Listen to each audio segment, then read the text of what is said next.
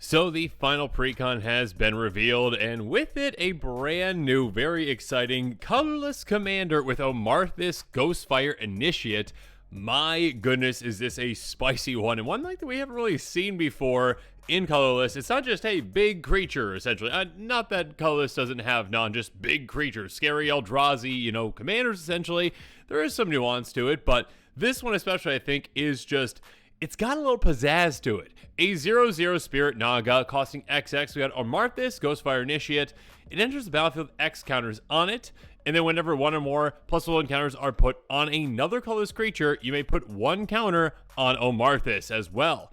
And then when Omarthis dies, you manifest a number of cards from the top of your library equal to the number of counters on it. And again, manifest just basically means take the top card of your library, put it face down on the table as a 2/2, and yeah, I believe, right, you can recast it or something. You can cast it if you pay the cost of it to flip it, essentially, but there you go. It's kind of like Morph, but not. Anyways, manifest is really a mechanic that we don't see too often, so I was pretty surprised with this, and yeah, this is a really, really cool commander. This is one that, again, I think there's a lot to it where, yeah, you can definitely go big mana. You can be like, all right, I'm just going to ramp some more to cast this for a ton of mana, get this to be a pretty large creature, and yeah, maybe sacrifice it, send it into combat, wrath the board, whatever you need to do to get this to die, so you can manifest off the top of your library into a massive army of really, really scary things, potentially. So a lot of cool ways you can go with that. Of course, also on top of big mana, you can go with, well, just counter manipulation. You can get a lot of creatures out there, a lot of colorless creatures, a lot of artifact creatures that might have counters already,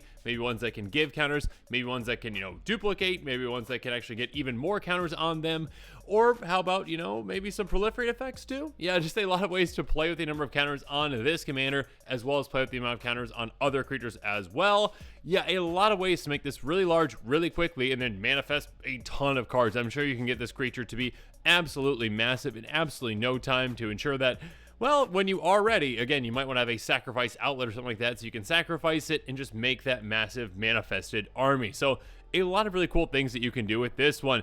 Now, of course, on these, quick takes, I'm going to take you through the budget buys as well as the break the banks, pricier picks. Can you tell I've had a long day?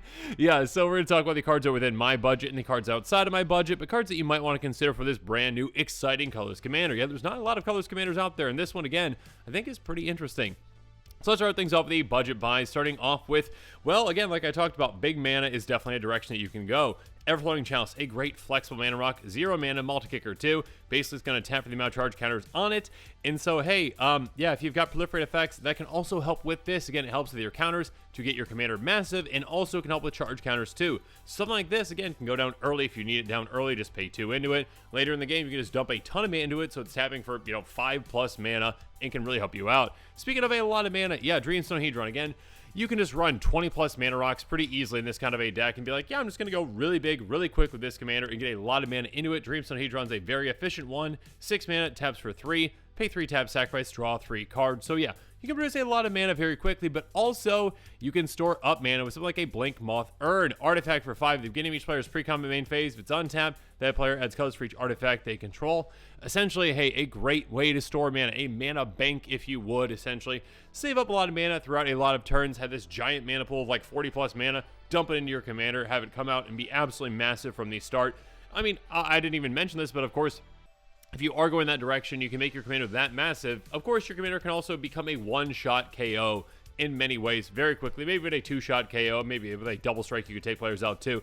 There's different avenues to victory with this commander. Next up, when it comes to creatures that get counters on them, there's a lot of different ways to go about that, like Drillworks Mole. It's a 1/1 that costs a single mana. It doesn't start off with a counter, but still by paying 2, you can tap put a counter on it, and a counter up to 1 target commander creature you control. So basically, it's going to get 2 counters on your commander, right? Because this gets 1 on it just inherently with that ability, but also since Drillworks gets a counter on itself, and it is a colorless creature, there you go. Your commander is going to get an extra 1 as well. So again, even more efficient than it already is. Moving on, Iron Apprentice. There's quite a few of these kinds of creatures in colorless, like the artifacts that come into play with counters already. 0/0, enters the battlefield with a counter on it. Cool. So again, you get that counter automatically on this, and on your commander as well. On top of that, if it dies, if it had counters on it, you get those counter target creature you control.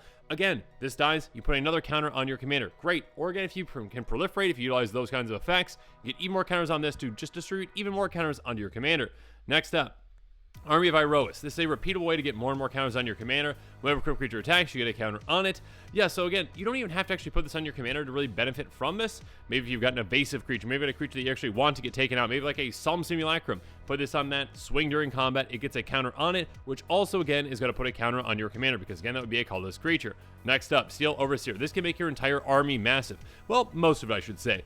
Tap, put a counter on each artifact creature you control. Again, yes, there are colorless creatures out there that aren't artifacts. I'd say the majority of your creatures are probably going to be artifact creatures. So yeah, this can get counters on a lot of them. And again, because it's getting counters on your creatures, it's also going to be getting a counter on your commander too. And of course, if you got any kind of untap effects, you can use and abuse this as well. Speaking of abusing an effect, Pentavus seems perfect for this kind of a commander. A 0/0 construct for 7, enters with 5 counters on it. By paying 1, you can move a counter from it to get a 1/1 Pentavite. Then by paying 1, you can sacrifice a Pentavite to get a counter on this. Basically, this is, hey, pay 2 mana, get a counter on your commander. Again, and again, and again. Again, basically, you are just getting the Pentavite out, you're sacrificing, getting a counter on this, which then gets counter on your commander. So a very good, repeatable way to dump mana into this. Again, we talked about dumping mana. We talked about making a lot of mana.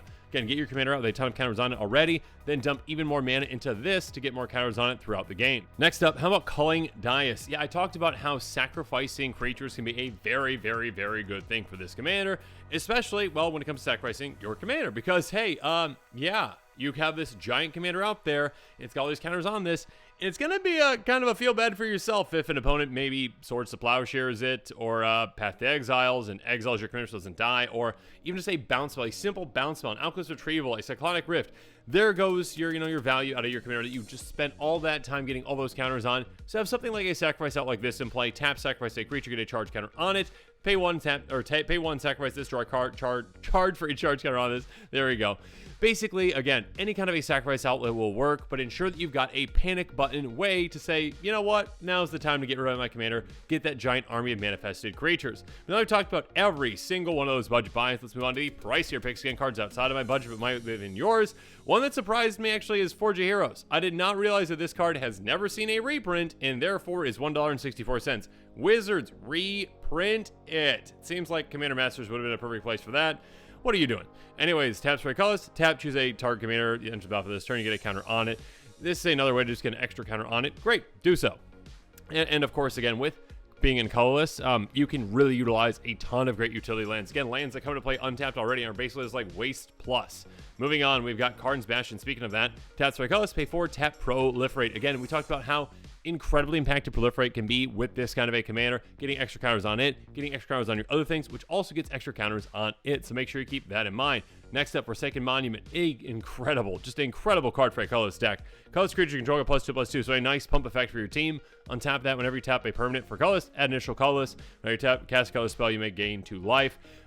Yeah, this just does all the things you want to do. It doubles up your mana, makes your creatures even stronger, and also, yeah, it gains you some life too. What's not to love about that? Again, go big mana, get your commander out. Speaking of big mana, Ugin the Ineffable. Colorless spells you cast cost 2 less to cast. This can reduce the cost of your commander, of course, by basically, it'll give you an extra counter on it, I should say. And also, of course, reducing the cost of your other spells to make them go faster and faster and faster. Yeah, getting this out quite quickly can really help you. On top of that, this also manifests as well, which is nice too, so that's cool. And also can destroy some permanents as well. Next up, Walking Ballista.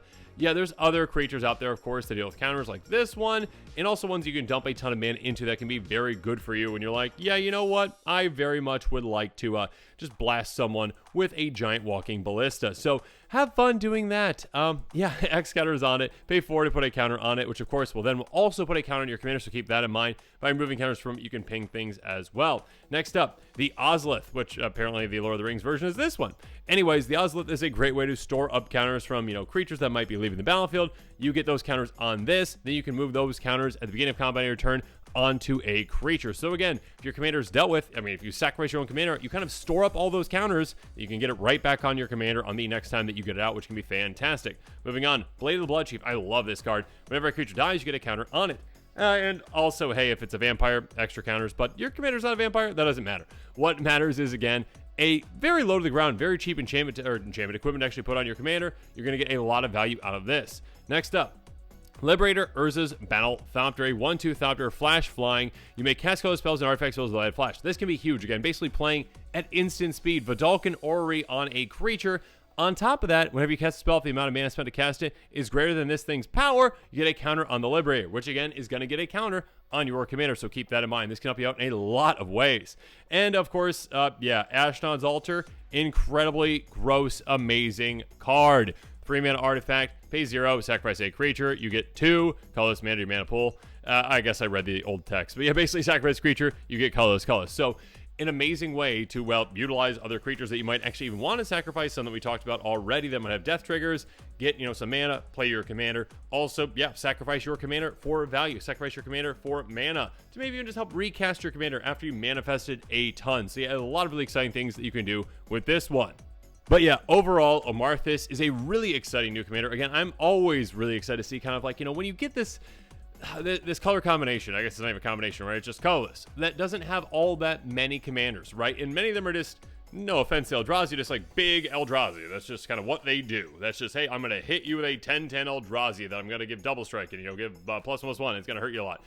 Not that there's not any nuance to Eldrazi, but this is just an interesting commander that we haven't seen colors that we've really never seen before, and just a really, really cool effect. Again, kind of like big mana, counter manipulation, manifest, sacrifice, some really cool things that you can do with this one. And yeah, again, with that manifest, kind of adds that element of surprise with those kinds of cards that are face down, your opponent's not knowing what they are. So I really like the design of this commander. I think it's going to be a really exciting one. If you are interested in this commander, make sure you check out that card list link in the description below. And yeah, hope that you enjoyed this episode. Of course, as always, thanks again and have a good one.